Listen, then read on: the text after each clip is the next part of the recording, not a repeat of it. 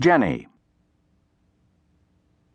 George Castro used to come back to the home works of the General Household Appliances Company just once a year to install his equipment in the shell of the new model GHA refrigerator.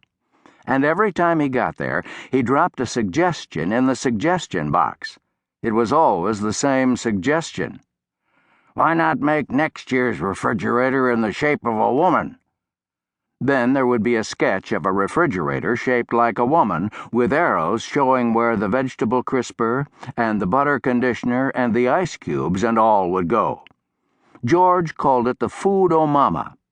Everybody thought the Food-O-Mama was an extra good joke, because George was out on the road all year long dancing and talking and singing with a refrigerator shaped like a refrigerator. Its name was Jenny. George had designed and built Jenny back when he'd been a real comer in the GHA research laboratory. George might as well have been married to Jenny. He lived with her in the back of a moving van that was mostly filled with her electronic brains. He had a cot and a hot plate and a three-legged stool and a table and a locker in the back of the van. And he had a doormat he put on the bare ground outside when he parked the van somewhere for the night. Jenny and George, it said. It glowed in the dark. Jenny and George went from appliance dealer to appliance dealer all over the United States and Canada. They'd dance and sing and crack jokes until they'd collected a good crowd in a store. Then they'd make a strong sales pitch for all the GHA appliances standing around doing nothing. Jenny and George had been at it since 1934.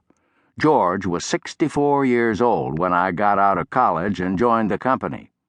When I heard about George's big paycheck and his free way of life and the way he made people laugh and buy appliances, why, I guessed he was the happiest man in the company.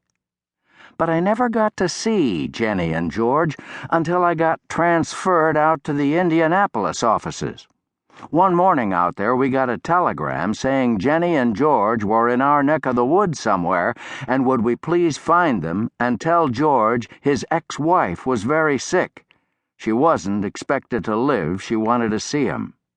I was very surprised to hear he'd had a wife, but some of the older people in the office knew about her.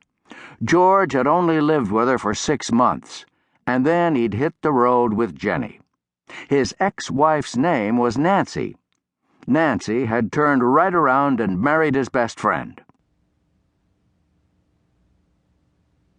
I got the job of tracking Jenny and George down. The company never knew exactly where they were. George made his own schedule. The company gave him his head.